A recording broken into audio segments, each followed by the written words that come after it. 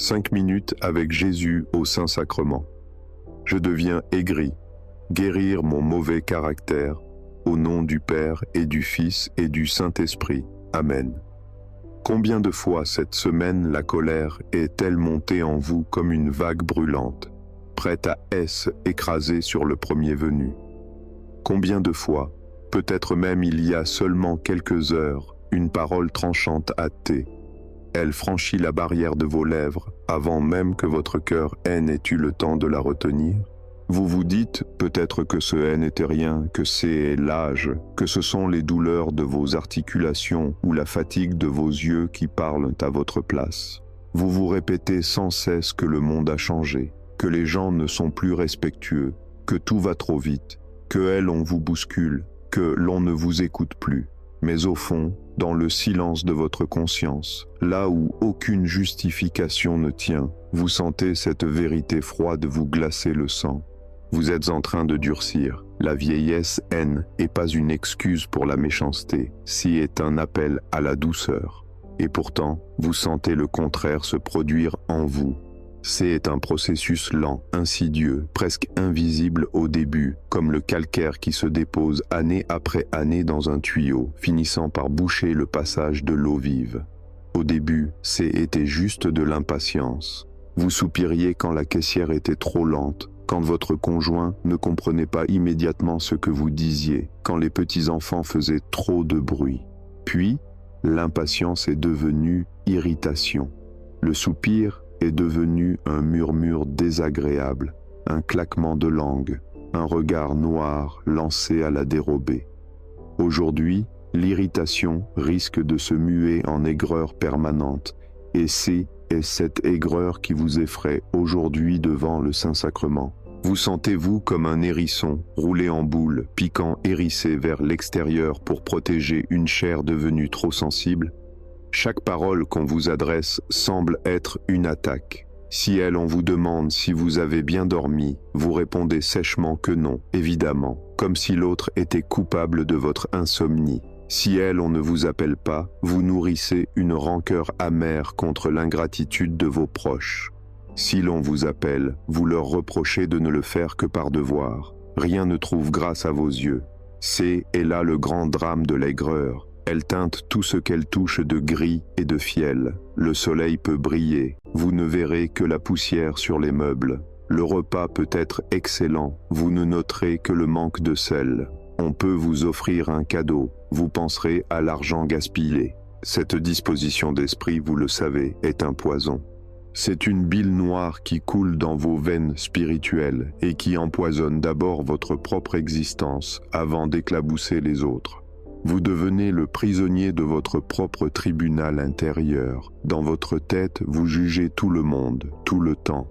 Vous êtes assis dans votre fauteuil ou même sur votre banc à l'église et vous critiquez. Vous critiquez la tenue de celle-ci, la coiffure de celui-là, la voix du prêtre, la manière de lire du lecteur. Votre esprit est devenu une machine à débusquer les défauts, une loupe grossissante posée sur les imperfections du monde. Et cette activité incessante vous épuise. Être en colère demande une énergie folle. Maintenir ce niveau de ressentiment est un travail harassant qui vous laisse vidé, triste et terriblement seul. Car c'est bien de cela qu'il s'agit et n'est ce pas la solitude.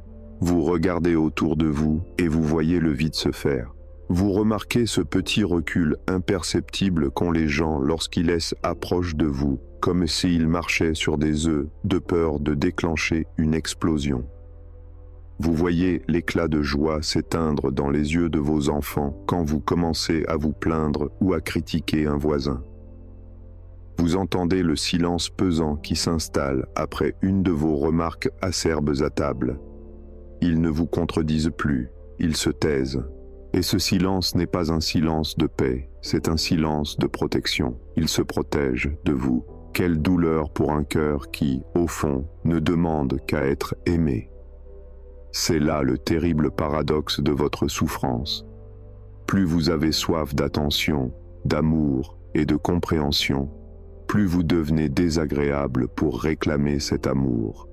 Vous punissez les autres de ne pas vous aimer assez, en devenant encore moins aimable. Vous agitez votre bâton de colère pour quémander une caresse. Vous aboyez votre besoin de tendresse, et quand les autres éloignent, blessés ou lassés, vous y voyez la preuve définitive qu'ils sont mauvais et que vous aviez raison d'être en colère. C'est un cercle vicieux infernal qui se referme sur vous comme une nasse.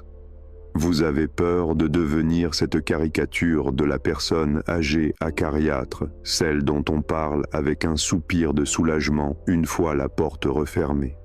Celle que l'on visite par obligation morale en regardant sa montre. Celle qui mourra, peut-être, avec une grimace de mépris figée sur le visage. Cette peur vous habite ce soir. La peur de finir seul dans votre forteresse d'amertume. La peur que votre cœur ne soit plus capable de attendrir, qu'il soit devenu comme du vieux cuir, sec et cassant. Vous vous souvenez peut-être du temps où vous étiez plus léger, plus prompt au rire, plus indulgent. Où est passée cette personne? Les épreuves de la vie, les deuils, les déceptions, la maladie, ont-ils eu raison de votre douceur? Avez-vous laissé les injustices subies se transformer en droit à l'injustice commise?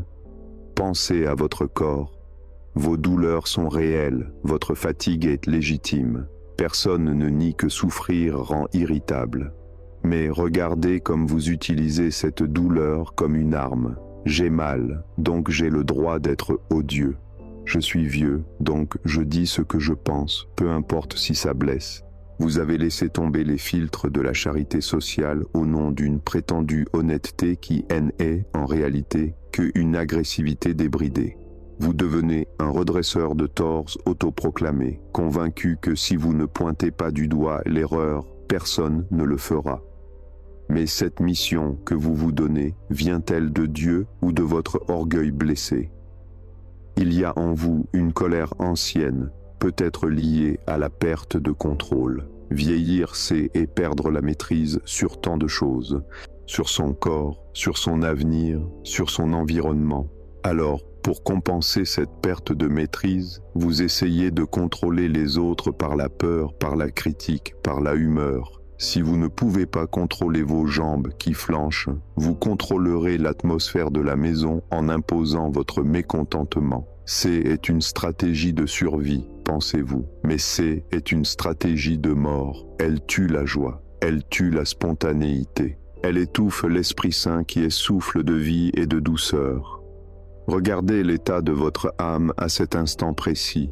Sentez-vous cette crispation au niveau de l'estomac ou de la mâchoire? C'est le symptôme physique de votre fermeture spirituelle. Vous êtes comme une porte verrouillée à double tour qui refuse de laisser entrer la lumière, de peur de laisser entrer aussi les courants d'air. Vous avez construit des murs avec les pierres qu'on vous a lancées par le passé, mais ces murs sont devenus votre prison. Vous reprochez aux autres leur égoïsme, mais votre douleur vous a rendu centré sur vous-même comme jamais auparavant. Mon mal de dos, ma solitude, mon avis, mes déceptions. Le moi a pris toute la place, ne laissant aucun espace pour la compassion envers autrui. Et l'autre a aussi ses douleurs. L'autre a aussi ses fardeaux, mais l'écran de votre aigreur vous empêche de les voir. Vous arrivez devant le Seigneur avec ce fardeau immense. Le poids de votre propre caractère. C'est peut-être la croix la plus lourde à porter, car elle est collée à votre peau. On peut poser un sac, mais comment se poser soi-même? Comment se débarrasser de cette réaction épidermique qui surgit avant la réflexion? Vous avez essayé, n'est-ce pas? Vous vous êtes promis le matin. Aujourd'hui, je ne m'énerverai pas. Et à 10 heures, à la première contrariété, le barrage a cédé. Et le soir, vous vous couchez avec le goût de la cendre dans la bouche, déçu de vous-même. Et cette déception nourrit encore l'aigreur du lendemain. Vous ne vous supportez plus vous-même. Alors comment espérer que les autres vous supportent? Mais il n'y a pas de fatalité dans le royaume de Dieu. Le tempérament est une donnée biologique, le caractère est une construction. Mais la sainteté est une grâce. Vous n'êtes pas condamné à être ce vieillard grincheux. Vous n'êtes pas condamné à voir le monde en noir jusqu'à votre dernier souffle. Il y a un remède. Il y a un lieu où cette eau saumâtre et amère peut être changée en vin de joie. Ce n'est pas dans la volonté pure, ni dans les livres de psychologie, ni dans les résolutions du Nouvel An que vous trouverez la paix. C'est en sortant de vous-même, c'est en arrêtant de regarder vos plaies pour regarder les siennes. Tant que vous regardez votre nombril, vous trouverez des raisons d'être aigri. Tant que vous regardez votre voisin avec vos yeux humains, vous trouverez des raisons de le juger. Il faut changer de regard. Il faut que vos yeux quittent le miroir de vos frustrations pour se fixer sur la source de toute patience. Cessez de ruminer vos colères passées. Laissez retomber la poussière de vos jugements. Faites taire ce tribunal intérieur qui siège en permanence dans votre tête. Il y a ici une présence qui ne juge pas, qui ne s'impatiente pas, qui ne crie pas. Il y a ici quelqu'un qui a subi l'injustice absolue sans proférer une menace, qui a été bousculé, frappé, humilié et qui a répondu par le silence et le pardon. Vous êtes fatigué de votre propre colère, vous êtes épuisé par votre propre méchanceté qui vous échappe. C'est le moment de déposer les armes. C'est le moment de reconnaître que vous êtes malade de l'âme et que vous avez besoin d'un médecin. Ne fuyez pas cette vérité. Ne cherchez pas d'excuses. Regardez votre pauvreté en face. Elle n'est pas là pour vous accabler, elle est là pour vous ouvrir à la miséricorde. Il est temps de lever les yeux, il est temps de sortir de la caverne sombre de vos rancœurs. Mais il est là. Regardez l'ostensoir. Entrez maintenant dans la profondeur de l'écriture. Laissez le silence de la chapelle ou de votre chambre devenir le désert de Sinaï. Il fait chaud, l'air est sec, la poussière colle à la peau. Vous n'êtes pas seul, vous êtes avec un homme âgé, très âgé, un homme qui porte le poids d'une responsabilité écrasante depuis 40 ans. Regardez Moïse. C'est le plus grand des prophètes, l'ami de Dieu, celui qui parlait au Seigneur face à face, comme un ami parle à son ami. Et pourtant, ce jour-là, à Mériba, Moïse est à bout. Lisez dans votre cœur le chapitre 20 du livre des Nombres. Le peuple N a plus d'eau, une fois de plus. Depuis des décennies, ce peuple que Moïse a guidé, nourri, protégé, ne fait que se plaindre. Ils ont oublié les miracles, la mer Rouge ouverte en deux, la manne tombée du ciel. Ils ne voient que leur soif immédiate. Ils se rassemblent contre Moïse et Aaron, ils crient, ils accusent. Pourquoi nous as-tu fait monter d'Égypte pour nous amener dans ce lieu mauvais? C'est la goutte d'eau qui fait déborder le vase. Moïse est fatigué. Il a l'âge que vous avez, et bien plus encore. Il a les articulations qui grincent, il a les oreilles lasses d'entendre les récriminations perpétuelles. La patience, même chez les saints, a ses limites humaines. Observez sa réaction. Il se rend à l'attente de la rencontre, il tombe face contre terre. Dieu lui apparaît et lui dit « Prends ton bâton. Tu parleras aux rochers sous leurs yeux, et il donnera de l'eau. » Dieu demande un acte de parole, un acte de foi calme. Parle aux rochers. Mais regardez ce que fait Moïse. Il sort, et devant cette foule ingrate, la colère le submerge. Il ne parle pas aux rochers, il parle aux hommes, et ses mots sont trempés dans l'acide de l'aigreur. Écoutez donc, rebelles, est-ce de ce rocher que nous ferons jaillir de l'eau pour vous? Sentez-vous cette vibration? Qu'est la vôtre? Écoutez donc, rebelles, combien de fois avez-vous eu envie de crier cela à vos enfants qui ne viennent pas assez souvent, à vos voisins bruyants, à ce monde politique qui vous déçoit? Écoutez, ingrats. Moïse, aveuglé par son irritation, commet alors l'irréparable. Il lève la main et frappe le rocher. 2 fois, avec violence. Il ne frappe pas par obéissance, il frappe par défoulement. Il utilise le bâton de Dieu pour exprimer sa frustration humaine. L'eau a coulé, oui. Dieu a eu pitié du peuple assoiffé malgré la colère du prophète. L'eau a jailli en abondance. Mais le cœur de Dieu a été blessé par ce manque de confiance et de douceur. Et la sentence tombe, terrible. Parce qu'il n'a pas manifesté la sainteté de Dieu aux yeux des fils d'Israël, Moïse n'entrera pas dans la terre promise. Son aigreur, l'espace d'un instant, lui a coûté l'entrée dans le lieu du repos. Comprenez-vous la leçon pour votre âme aujourd'hui? La colère vieillissante est un piège spirituel redoutable. Elle transforme le bâton de votre expérience, qui devrait servir à guider et bénir, en une arme pour frapper et condamner. Moïse pensait peut-être que sa colère était juste. Après tout, ils se plaignaient, ils avaient tort. Comme vous pensez avoir raison quand vous reprenez sèchement quelqu'un qui a fait une bêtise.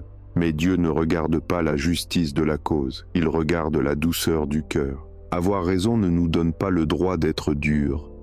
La vérité servie sans charité est une idole que Dieu brise. En frappant le rocher, Moïse est mis au centre. C'est était sa fatigue, sa colère, son leadership bafoué qui comptait. Il a oublié que c'est était Dieu qui donnait les hauts. Quand vous devenez aigri, vous oubliez que c'est Dieu qui gère l'histoire et non vous. Vous voulez que le monde tourne rond selon vos critères, et quand il grince, vous tapez dessus. Mais ne désespérez pas. Car si l'Écriture nous montre la chute d'un géant, l'histoire de l'Église nous offre le remède à travers ceux qui ont combattu ce même démon et l'ont vaincu. Vous pensez que votre mauvais caractère est inné, que c'est votre nature. Laissez-moi vous parler de saint François de Sales.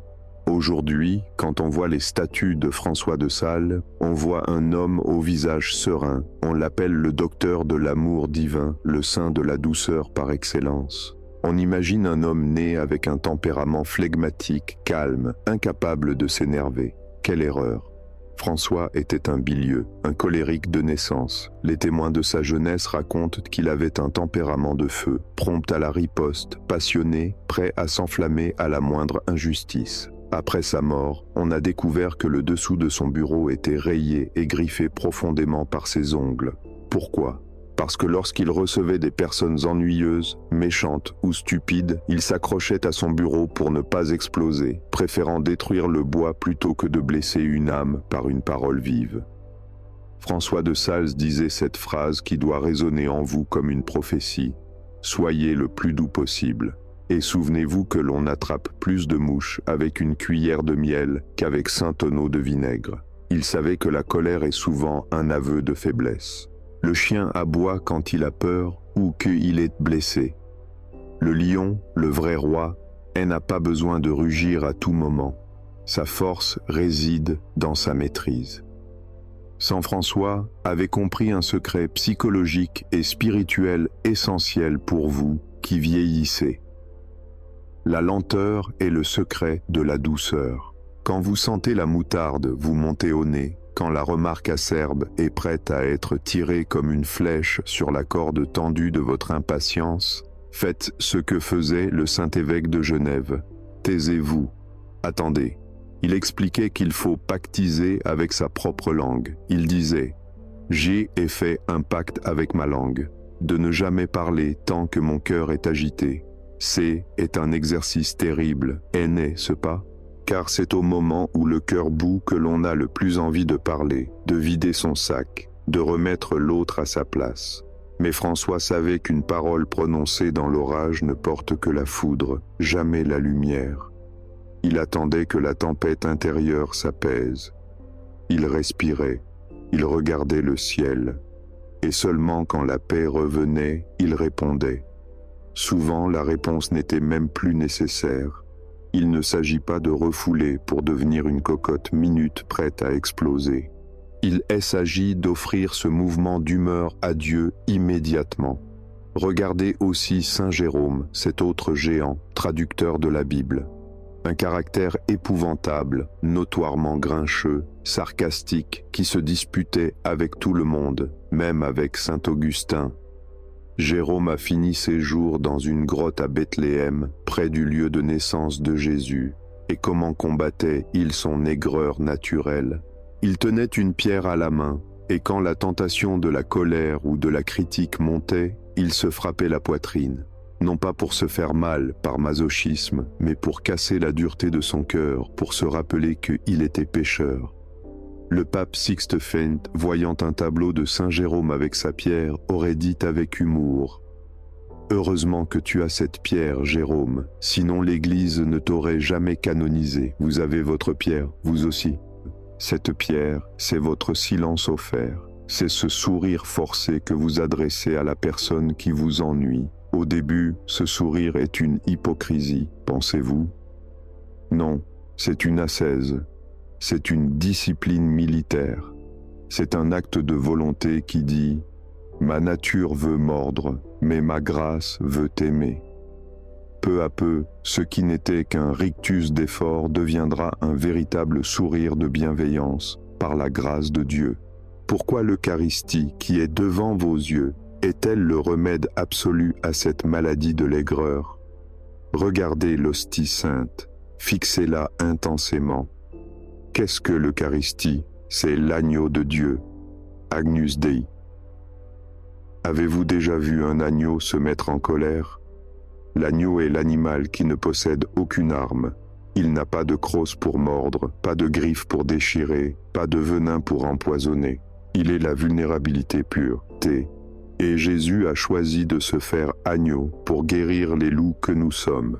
Quand vous communiez, ou quand vous adorez comme en cet instant, vous entrez en contact direct avec la substance même de la douceur. La théologie nous enseigne que nous devenons ce que nous mangeons. Si vous vous nourrissez de vos pensées amères, des nouvelles angoissantes du journal télévisé, des commérages du quartier, vous devenez aigre. Mais si vous mangez l'agneau, la nature de l'agneau commence, molécule par molécule, à remplacer votre nature de prédateur. Il y a dans le Saint-Sacrement une vertu, une puissance active qui attaque directement aux racines de la colère.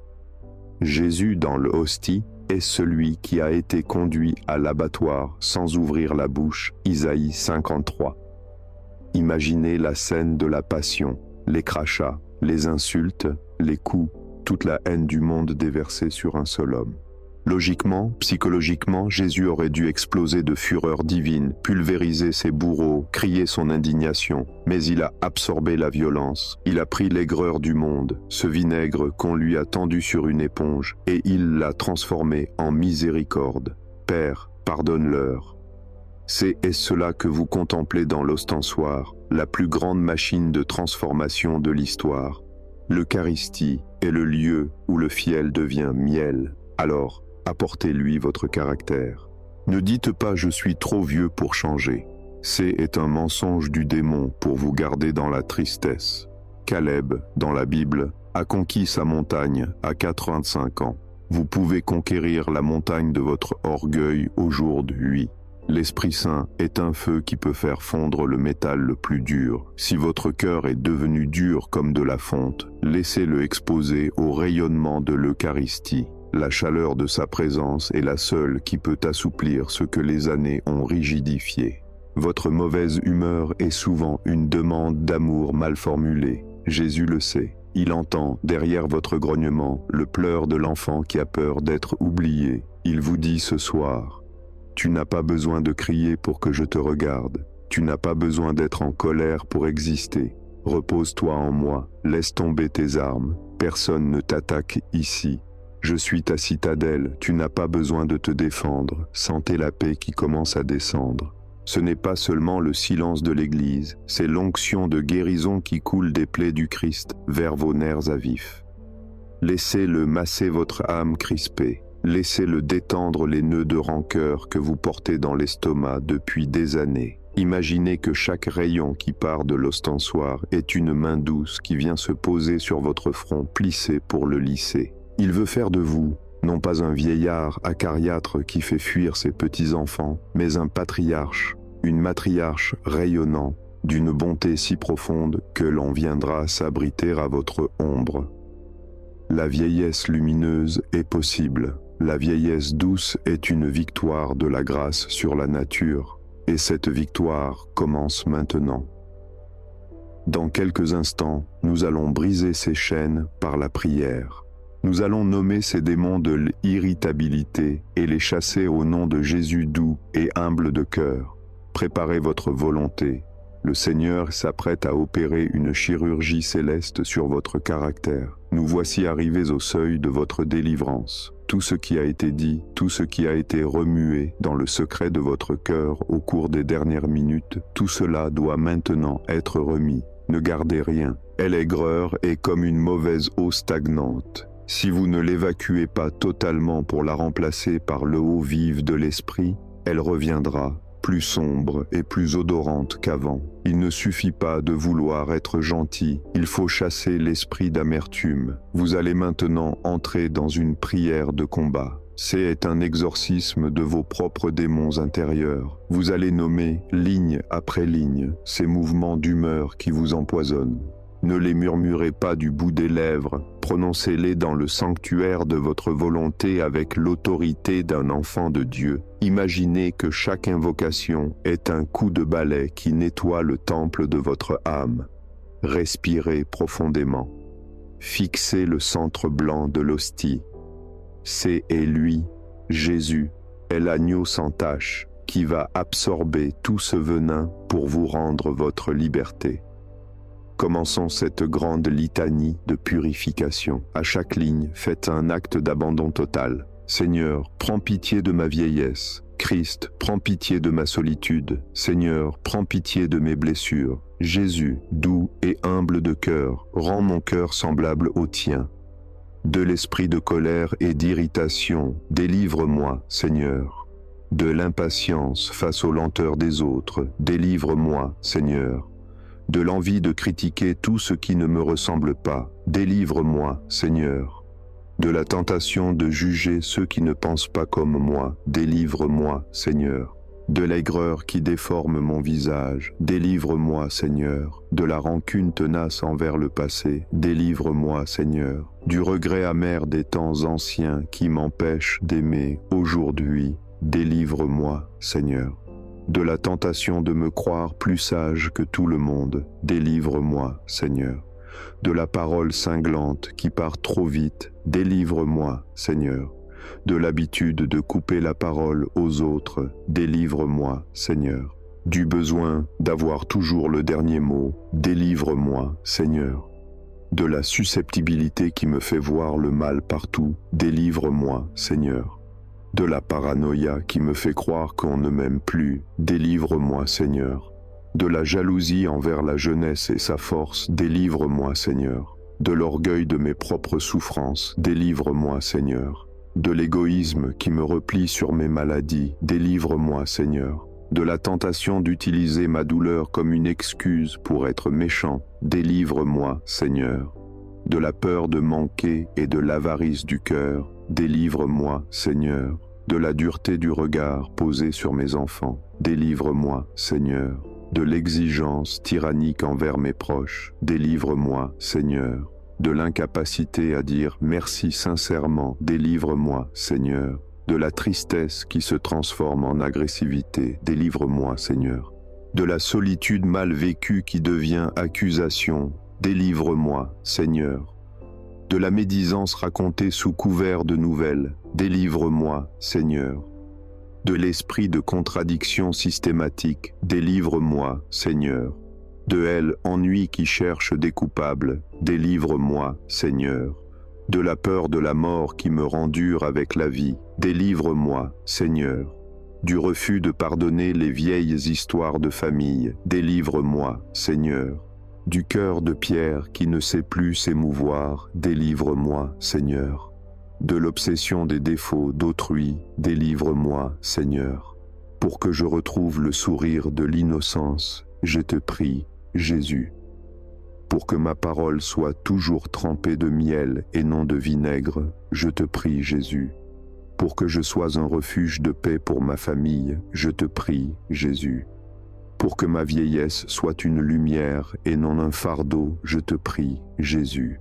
Pour que je sache écouter sans préparer ma réponse, je te prie, Jésus. Pour que je sache accepter l'aide des autres avec humilité, je te prie, Jésus. Pour que je bénisse la jeunesse au lieu de la condamner, je te prie, Jésus. Pour que je sois prompt à l'excuse et lent à la colère, je te prie, Jésus. Pour que je voie le Christ en chaque personne qui m'importune, je te prie, Jésus. Pour que je transforme chaque contrariété en occasion d'offrande, je te prie, Jésus.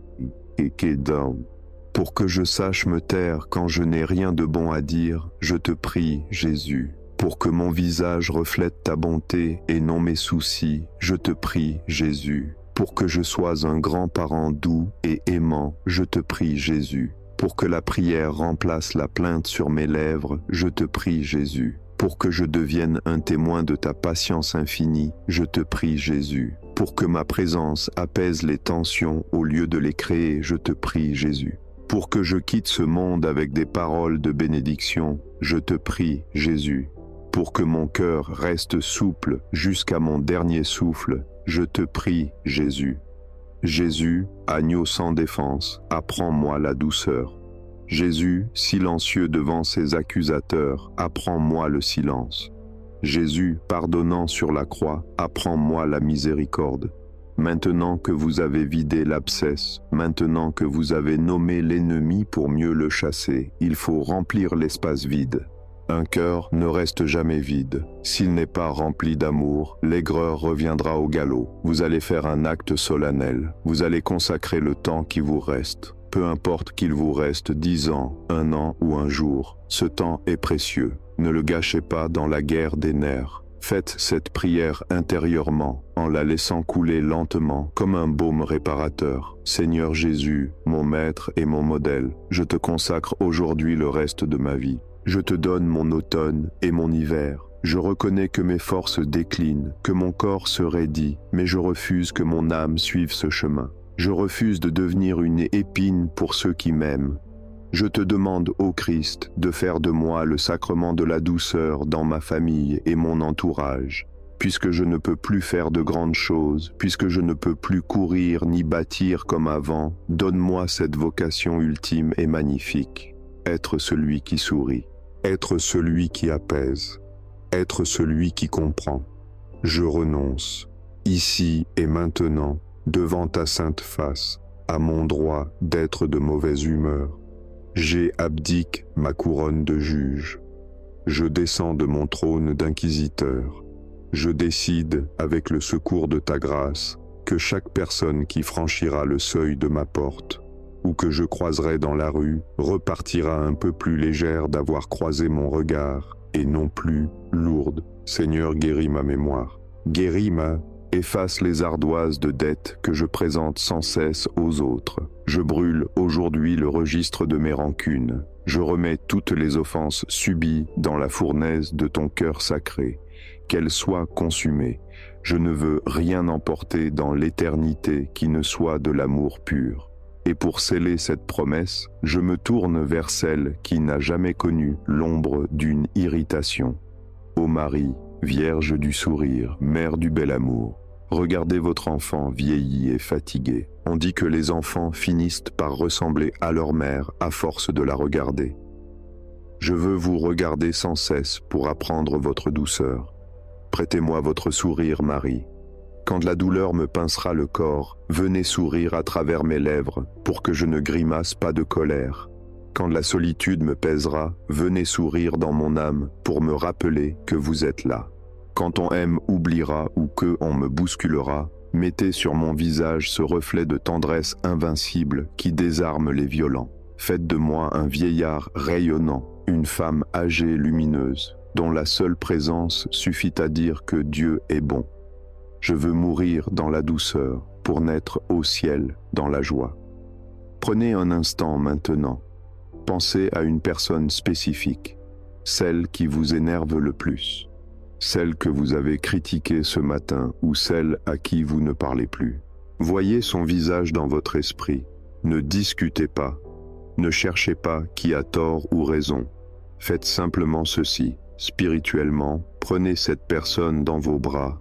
Oui, faites-le maintenant. Serrez-la contre votre cœur devant Jésus. Sentez sa fragilité, ses peurs derrière son comportement. Dites-lui intérieurement, « Je te pardonne d'être imparfait, comme Dieu me pardonne. Je te libère de mon jugement, sois béni. » Sentez comme le nœud se desserre. Ce n'est pas l'autre qui change, c'est vous qui vous libérez de la prison. Vous n'êtes plus le gardien de ses fautes, vous êtes le frère de sa misère.